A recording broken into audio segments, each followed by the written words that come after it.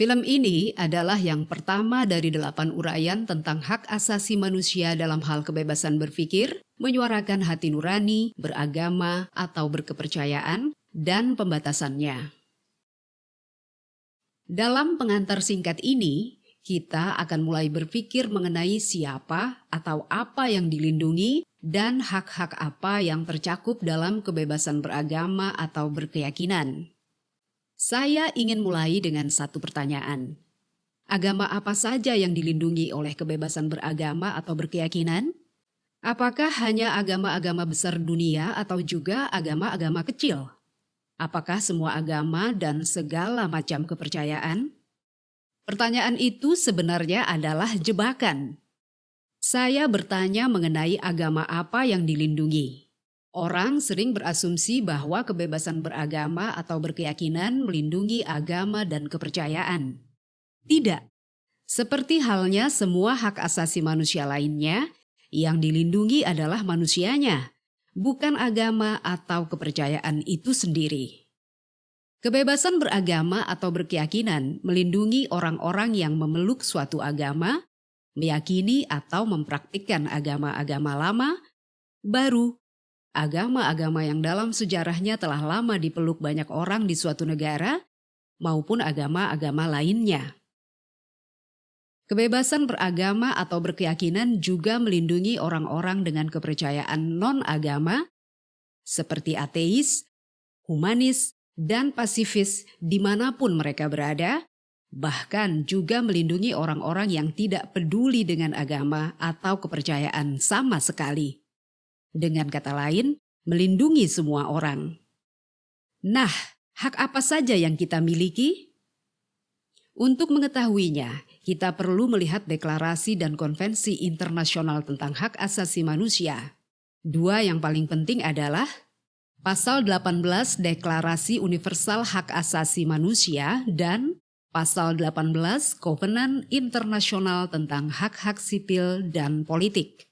Deklarasi menyatakan adanya kehendak politik, sedangkan kovenan mengikat secara hukum. Mari kita lihat teks kovenan tentang hak-hak sipil dan politik. Pasal 18. 1. Setiap orang berhak atas kebebasan berpikir, kesadaran hati nurani, dan agama. Hak ini mencakup kebebasan untuk menetapkan agama atau kepercayaan atas pilihan sendiri dan kebebasan baik secara sendiri maupun bersama-sama dengan orang lain di tempat umum atau tertutup untuk menjalankan agama atau kepercayaannya dalam kegiatan ibadah, pentaatan, pengamalan, dan pengajaran. 2. Tidak seorang pun dapat dipaksa sehingga terganggu kebebasannya untuk menganut atau menetapkan agama atau kepercayaannya sesuai dengan pilihannya.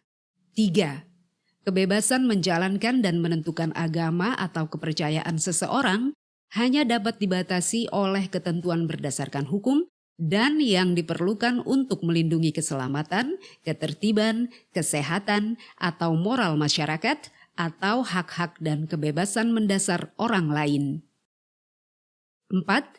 Negara pihak dalam kovenan ini berjanji untuk menghormati kebebasan orang tua dan, apabila diakui, wali hukum yang sah untuk memastikan bahwa pendidikan agama dan moral bagi anak-anak mereka sesuai dengan kepercayaan mereka sendiri.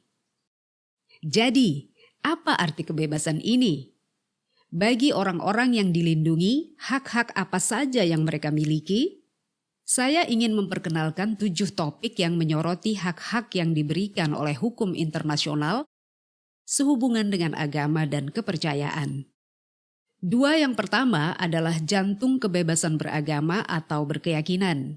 Kebebasan untuk memiliki, memilih, mengubah, atau meninggalkan agama atau kepercayaan, dan kebebasan untuk memanifestasikan agama atau kepercayaan.